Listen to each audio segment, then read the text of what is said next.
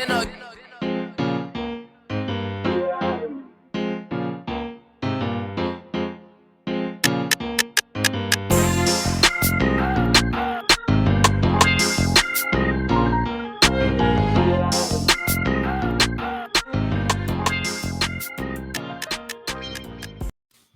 up, what up, what up? Welcome to another episode of New Orleans Basketball, New Orleans Network podcast. As always, I am your host, Raphael Rattler, joined by my fellow middle brother, Garrick and Raphael Rattler, bro.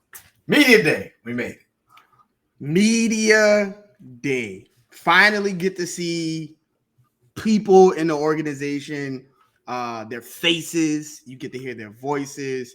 Everybody's excited. Listen, you go around the entire NBA during Media Day. And aside from like Jimmy Butler and his hair, I think that everybody around is like, hey, this is our year. We are locked in. We're going to play faster. We're going to run faster. We're going to play with more tempo. I've worked on everything. It's like everybody reads from the same script, but it's also a day where like it seems like everybody is like tuned into their team and finding what's been going on with all the players and everything. And the Pelicans were no different.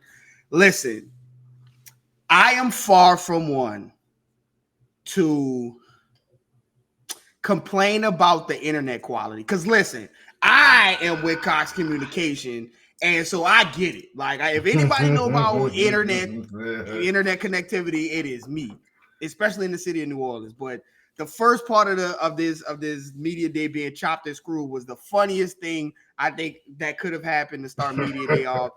Although, depending on who you asked, it was like, is this a microcosm of the Pelicans or the season forward? But for me, it was like an icebreaker. Like everybody's sitting there trying to decipher what the chopped and screwed words are. It was a lot of fun. But man, it was good. It was good to see the guys all in front of everybody and to hear what's going on with them in the off season and what to look forward going this season. So, I enjoyed it very much watching the Media Day stream. How about you, man? How's everything on your side? Everything is blessed. Football was a catastrophe for me. I don't know what you're talking about. Hey, whether it's college football, whether it's the Saints, whether they play football this weekend. It was a rough weekend. So having Media Day in the NBA today was a blessing for me to get to listen to different teams, to your point, talk about how optimistic that things are going into the season and how everything is la-di-da before somebody punches you in the face. So let's jump into things quickly. Before we do that, make sure you guys follow us on X, follow us on Twitter, follow us on IG, follow us on TikTok. That's NO Basketball No E. Subscribe to the page, like the episode below. This is the beginning, right? The season is upon us now. Off season is upon us. I don't care. Give me preseason basketball. I don't care. Although we're about to get Aces versus Liberty, so yes, sir. We're gonna get some serious basketball, bruh. Listen, you want to talk about East Coast West Coast beef? They've been playing each other. I feel like they played each other every game this season. But I think it's kind of, you get all of these like moves in the NBA, and you think that you're gonna know. It reminds me of like the Cavs and the Warriors. Like at the beginning of the season, you were like, yeah, those two teams are going to the finals. And lo and behold, after sweep by the Aces, my Aces, shout out to Asia Wilson and Chelsea Gray and them, and a thrilling kind of really physical series between the Connecticut and Jonquel Jones and Sabrina and Brianna in New York. We get Aces, we get Liberty. I'm excited for it. 5-game series tips off, I think this weekend, or later this week, actually. So, everybody tune into that. Should be a really, really good series with the best players in the WNBA facing off in the finals. It's kind of what we want in the NBA. You're getting it in the WNBA. Right. You get that leading you into regular season basketball. You can't ask for a whole lot more. So let's jump into it, bro. Let's just talk about Zion first. So, again, tumultuous summer, if you want to call it that. Terrible ending last year after the hamstring. Everybody wants to talk about Zion. Again, he could probably go live under a rock for like multiple years, but every segment on First Take would probably involve Zion in some way. So naturally, he's the first player to speak. Before I even say anything, what were your initial impressions from Zion? Because I got a really different feeling from him. Yeah, I mean, he came up with a scowl on his face, and I thought he was about to, start flipping stuff around and go Hulk on everybody. But I think overall, before we get into some of the things he said, he seems like a guy that is who understands. Like, I always talk about self-awareness is the best Mhm. quality that a person can have, and when you don't have it, it's very glaringly obvious that you don't have it. Hearing him talk about, hey, listen, we can't talk about this, I'm just ready to show you. And just, he seemed like a guy that's like, you know what, like, I understand what has to happen. I can't tell you anymore because you're not gonna take it. Everybody's gonna say, "Well, show me." We've heard this story before. He seemed like a guy that was self aware, and I think that's a good quality to have. And him coming up so look with a scowl and angry, then kind of relaxing a little bit through that lets me know that, like, maybe this is a serious business season for him. It seems as though he was very more business than he has been in previous media days. So no, let's get to your team. What did you think? So I felt as if, like we've talked about this, like Zion has such this charismatic personality and this bubbly laugh and joy to him that makes him Zion. What makes people want to be entertained by the things that he does on top of his talents and things like that. This guy that walked up to the mic today looked like he was trying to embrace like the villain role from everything that he went through this summer. He's getting questions about what are you doing in your personal life and how do you plan to handle it moving forward. Getting questioned about his unborn daughter that is born in November, and not about like basketball, right? And so you could almost feel like, I don't know if he's annoyed or, to your point, like there's nothing else I can say. Like, somebody asked him about his time in New Orleans. He's like, bro, I've already told you. What else? How many times do you want me to tell you something different? Because you're not going to get something different, right?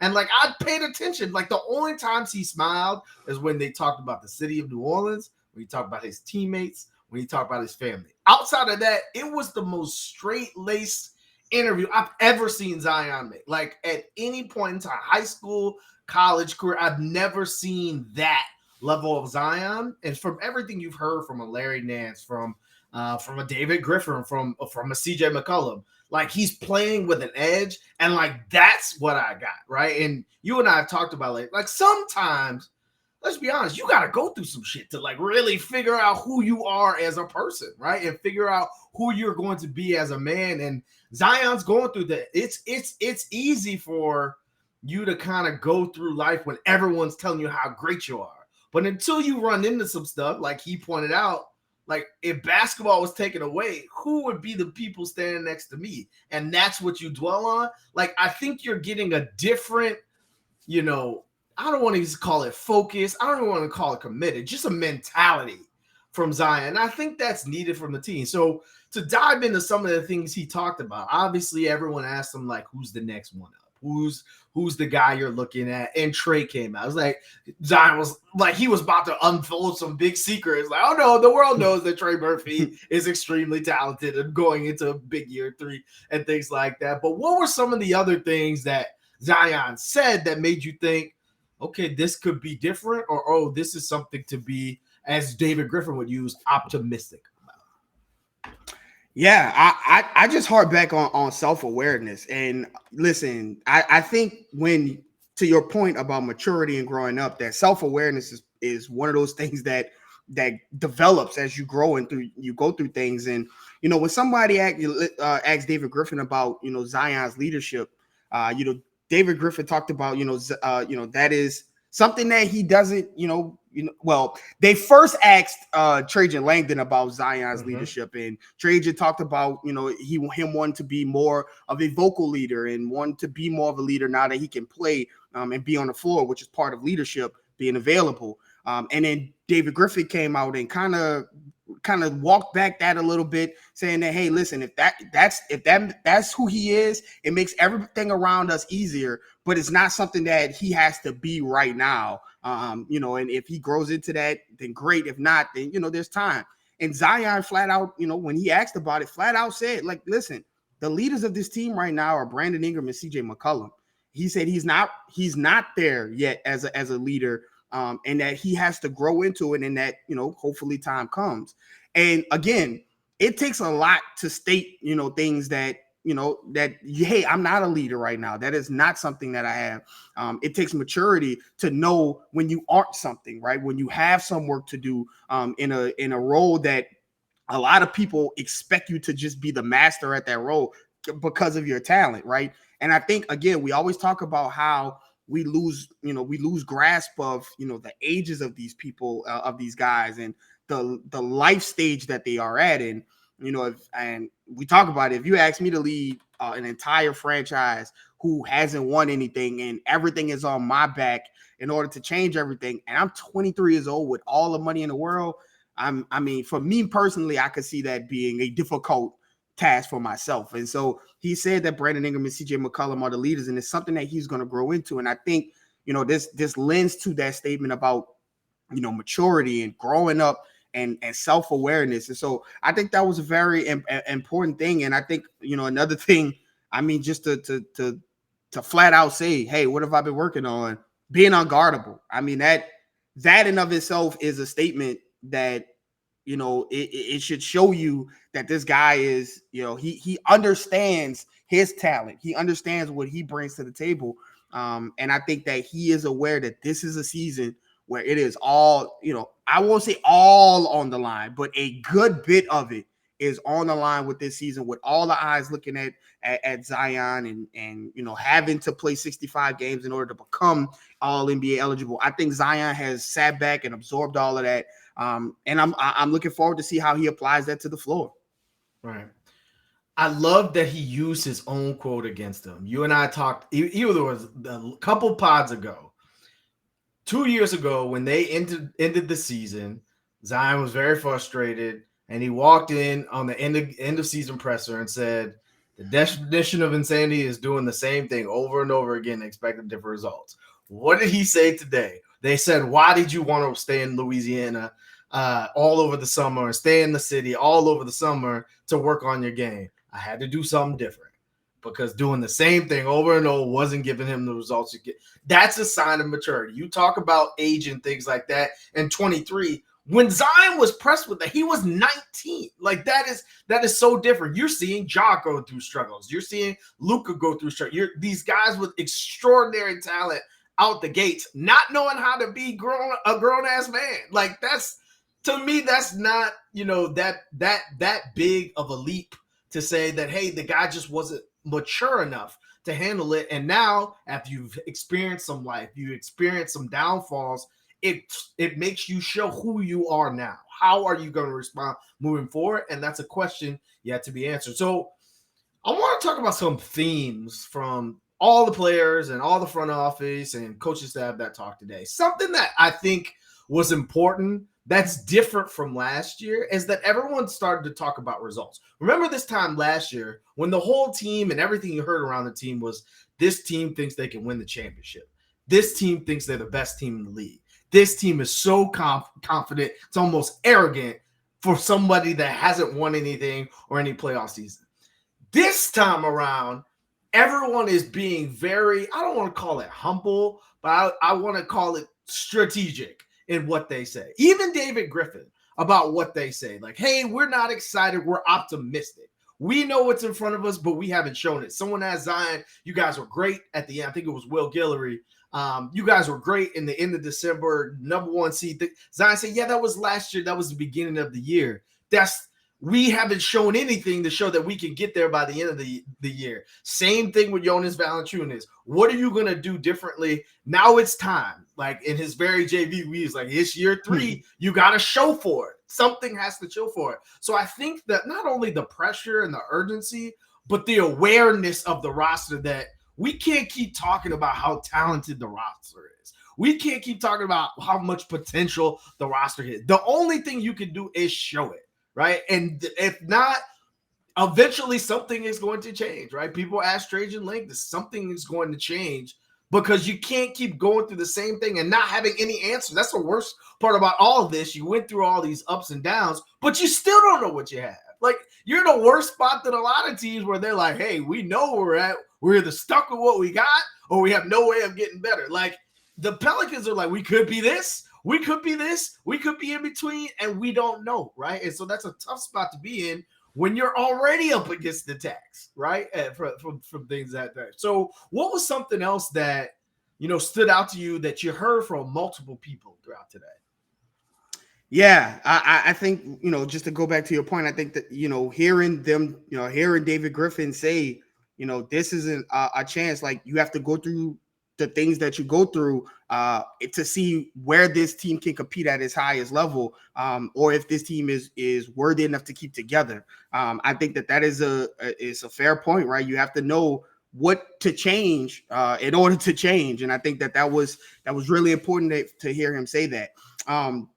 I think one of the things that permeated throughout, it seemed like every single person who was interviewed was talking about, how excited they are to work with James Borrego, and what are some of the things that he's going to do once he comes in and implements his scheme and his offensive things. And one of the most important things that I heard from, about James Borrego was from Jose, actually. And he talked about how James Borrego is a guy that, sits and listens and asks questions about what are you comfortable doing, all right? And what are some of the things that you are good at, and things like that. And, hearing Brandon Ingram talk about how, James Borrego, they call him JB, how JB is going to get him the ball and he's looking forward to it.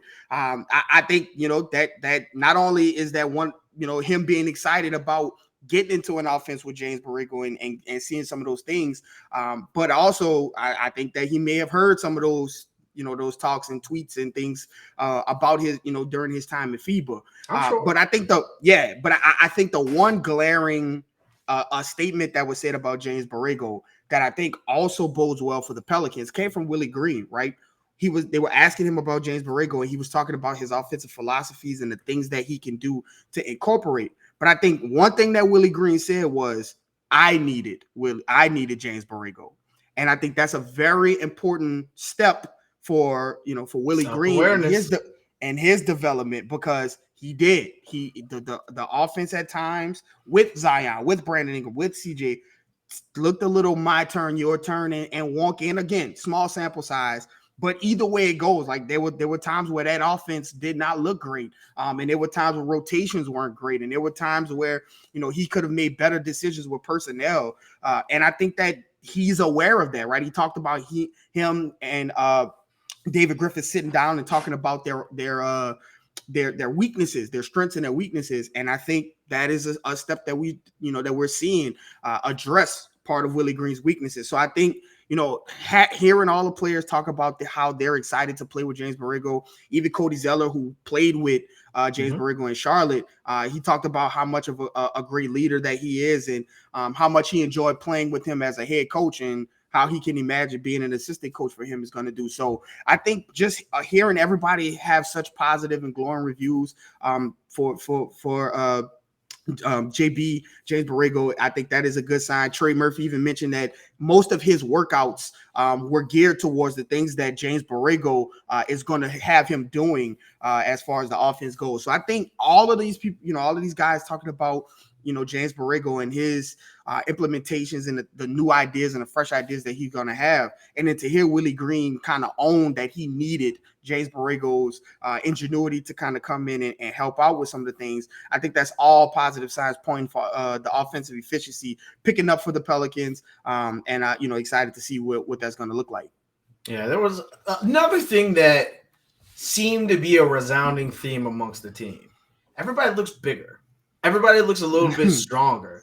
Everybody looks a little bit heavier. And I don't think that's necessarily by accident. Like, everybody can say, oh, yeah, everybody works out in the offseason. But, like, not all basketball players be lifted like that, right? Like, sometimes people are who they are. Like, that they're going to stay that way. First of all, for Trey Murphy to say that he was lifting 5 times a day at 1 hour each time, he is wilding. First of all, but you can see it. Like, he looked a little bigger, but my God, Trey, like, relax, bro, relax. And so, like, if they're putting in that work on their body, obviously there was an emphasis going into the season, hey, in order to be ready and be able to be there at the end healthy, the whole roster has to get in better shape, has to get stronger. So the more wiry guys like Trey, Herb, y'all need to be in the gym. CJ, you're older. Like Willie Green talked about that. You have to do more, right? Like for somebody in his 30s, I know what he's talking about, right? Like you have to do more to maintain, right? And so what are you going to do? So they talked about CJ and BI and Zion not always coming into to camp in basketball shape. Well, all of them came into basketball shape.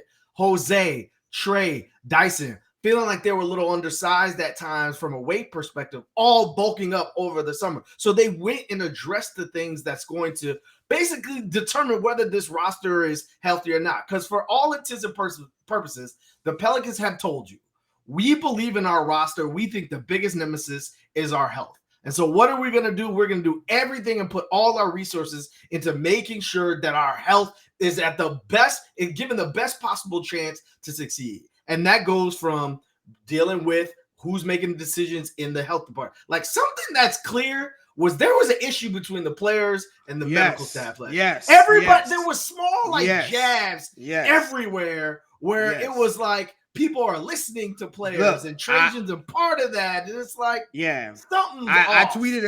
I tweeted about it earlier. David Griffin used a really interesting descriptor when he was talking about the medical staff. He said that now that Trajan is going to be dealing with the day-to-day and checking in on their medical staff, he said that having a player in charge right there opens up like a different line of communication and trust and understanding. But another thing he said was that he's going to be between the new personal trainer Amy Amos and Trajan Langdon, that there's going to be some flexibility as far as player recovery and things. And that led me to believe, like to your point, some of those stories that you hear about Aaron Nelson not allowing players to come back, or maybe holding players out a little longer than they maybe needed to. It sounds like there's maybe some credence to that. Right. And so again, if you're betting everything that you just want to see what this rosters look like healthy, they took all the steps to get there. Now, will it pay out? Time will tell. But again, they've addressed all the areas around it, both with the staff, both with the processes, both with the players. And so now it's, what are the results going to yield from that? So you talked about the offense. You talked about James Borrego. I want to dive into that. Willie Green was very blunt. And again, the self-awareness there is something that I think has always been evident in Willie Green. He hasn't always been vocal about it, but when pressed at the beginning of every season about what do you do, he's very aware about what he does well and what he hasn't. And he talked about just the lack of creativity from an offensive standpoint. So what do you go do? You go hire somebody that is good at what you're not, right? That's what makes up a good coaching staff, is filling in the gaps. You talked about playing through BI. You talked about playing through Zion. Trey talked about, if I touch the ball, I'm going to shoot it, which thank God, Trey. Like we've been asking for that for 3 seasons now. Just touch the ball, you probably should shoot it. But that's a lot of shots, Garrett. I just talked about the ball going through BI. I just talked about the ball going through Zion. And when Trey gets back, the ball going through Trey. CJ talked about it. He's going to have to play a little bit more off ball. And I think getting to your point earlier, getting guys like Jose, like Najee, like Dyson, who aren't the best 3-point shooters, from just standing on the 3-point line will be a benefit in itself. But for a guy like CJ, who can do so many different things, putting him in position to succeed off ball, you still may see the same level of production, maybe even more from CJ. What were your thoughts from like her playing the 5? And there was a lot of things thrown out today. And Zion playing the 5 things. What are your thought process about like what is the ceiling for the pieces involved and where this offense can go? Yeah, it was really, insightful to hear some of these guys talk about, the differences in how they feel going into this season about the offense. You heard Willie Green, when asked about the offense and taking more threes and things like that, he said, listen, we're not a 3-point shooting team. We're never going to lead the league in 3-point attempts. But it is a focus of ours to get more threes up. Right, you hear Trey Murphy talk about he's going to shoot more threes, and things like that. And I think the great part about having a lot of guys who can score. Listen, the game, because you haven't even talked about JV, who is probably gonna get some shots as well, whether it be putbacks or whatever. I think that he's gonna get more feature this with James Borrego in this offense. So you talk about 5 guys right there between JV, BI, Zion, CJ, and Trey. That's a lot of shots. So I think one of the better things you heard is that a lot of the guys talked about, hey, listen, we have to contribute in a lot of different ways, but we have to make sure that our catch and shoot ability 3-point shot is getting there. Jose said it specifically. He said, listen, with all of this talent on the floor, they're going to leave someone open, and I have to make them pay for it. And I think that is a mindset of the guys like Jose and Najee.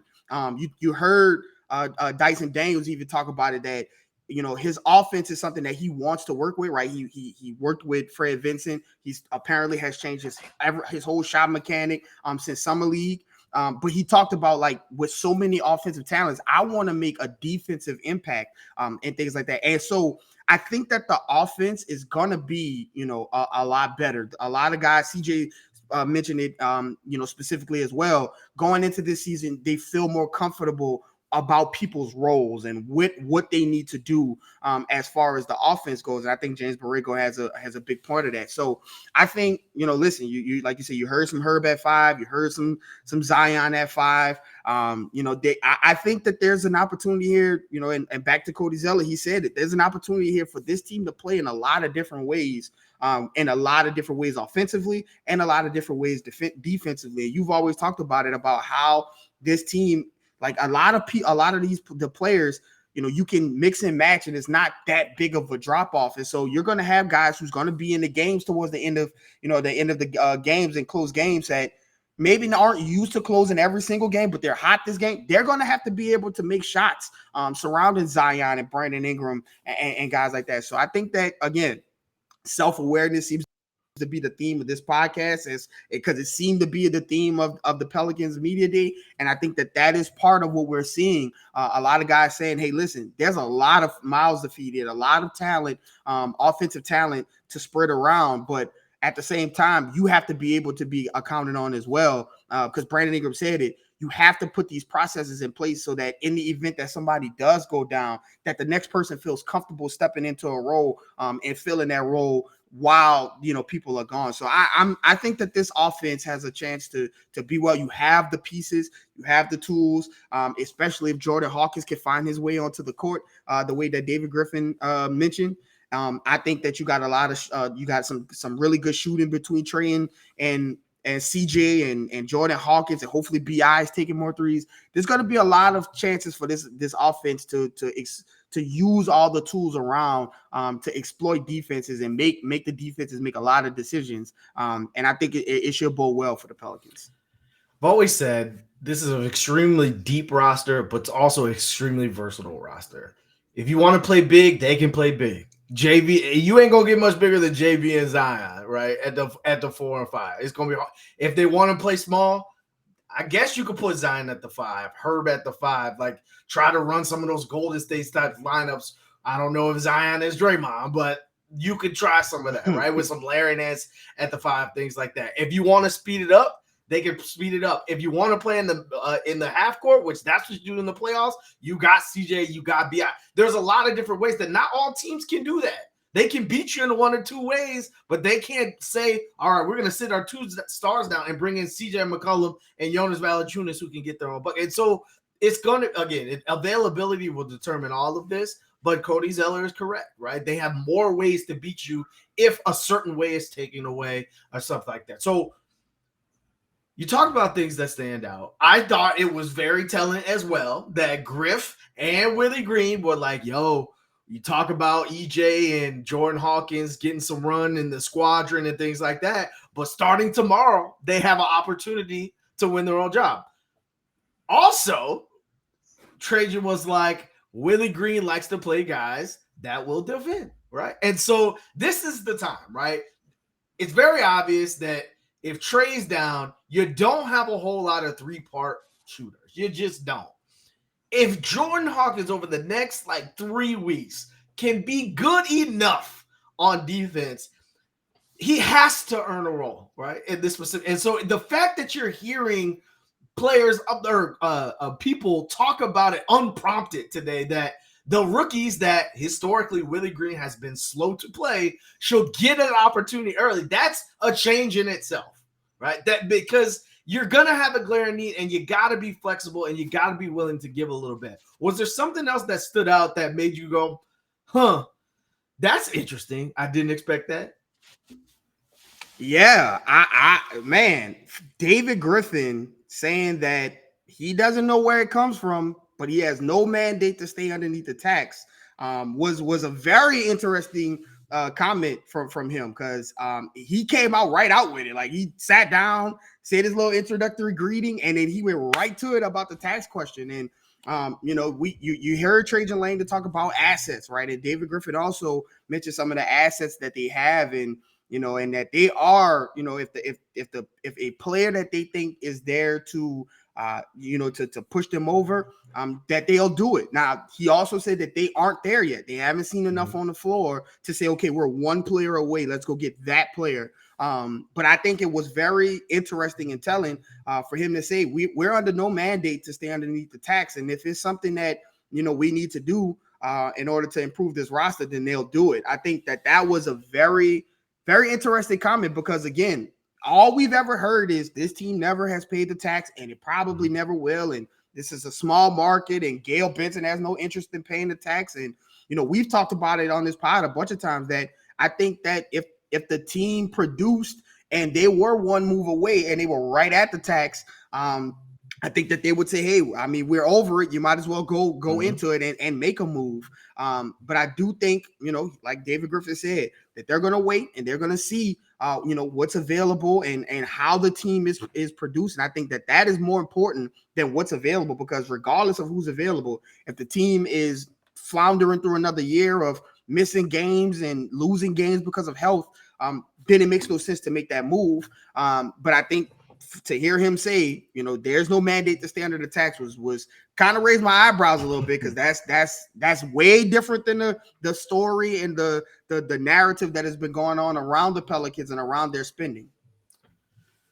I know you're just not going to skip over this. JV said that with Zion being on the court, he is now the floor spacer for Zion. Now, let's rewind 2 summers ago, and when we talked about how each player could get better, and when we came to Jonas Valanciunas, I said the older he gets, probably the slower he gets. So he's not going to get much better on defense. So if you're not going to get much better on defense, lean all the way into offense and try to be great at things that you're not great at now, like shooting the 3-ball. He has one of the best mid-range shots of all centers in the league. So why wouldn't you be able to shoot the 3? Like, we've seen games where JV hit 7 threes in a game. Like, I don't know why he has to pump fake 8 times. Like, he's D-Wade. Like, just shoot the ball.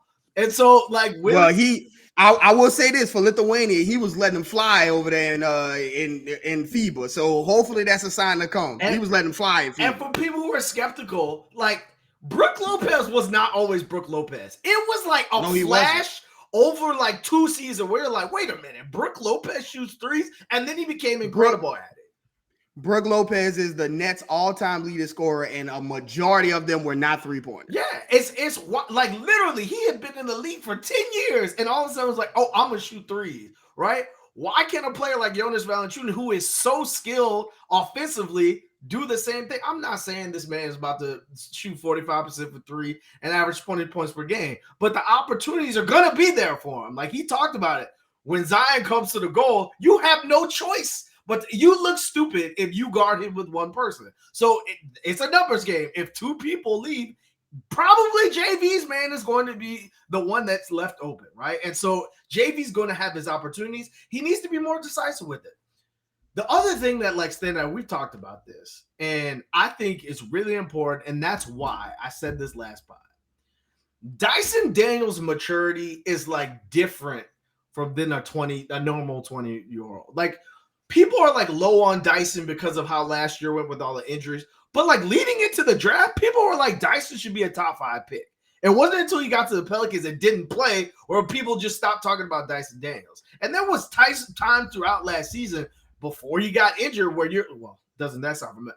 Before he got injured where he had it, you're like, okay, we see the vision.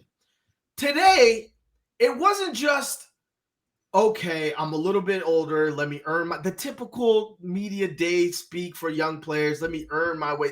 It was like, I know what it takes and how I'm going to get on the court. And no matter what, I'm going to do those things. Like, he knows that even though Jose is down, this is his opportunity in training camp to show I need to be in the rotation so that when Jose and Larry Nance and everybody's healthy, you're not taking me out of the rotation. And I talked about it. Like, if this team's going to play with more pace, if this team is going to have people on their toes, like Willie Green said, Dyson Daniels is the guy to push the pace. CJ McCollum is a guy who likes to slow it down in the play and play in the half court. You're going to be initiating offense with Herb, with Dyson, with Zion, with BI. People who like to push the pace and make people pay for all the athleticism that the Pelicans can have on the court. So if you've got a 6'8" guy who can defend like a Herb Jones light, but also can get your other guys the ball who doesn't necessarily need the ball, that's just something that I think this roster desperately needs since you lost Lonzo Ball. So it's funny that he said he rechanged his shot.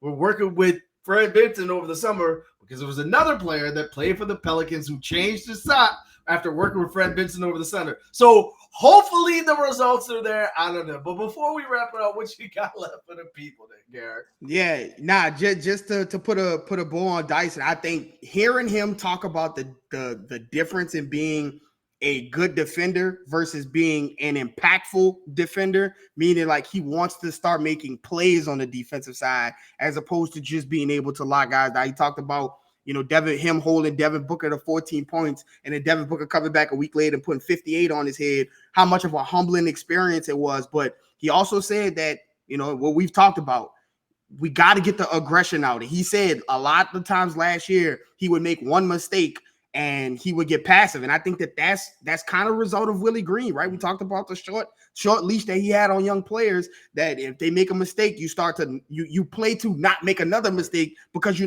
might not see the floor again. Well, I think he talked about this season, he's going to come into the season with a lot more aggression and look to be more assertive and be himself. And I think that is the Dyson Daniels that got drafted as a lottery pick, as a high lottery pick in his draft class. So it was good to hear him talk. But as always, follow myself on Twitter at Garrick_Rattler. Follow my brother at Raphael_Rattler. Follow the page at NO Basketball No E on Twitter, Instagram, wherever you get your social medias. And most importantly, subscribe to New Orleans.network. And we'll see you guys next time.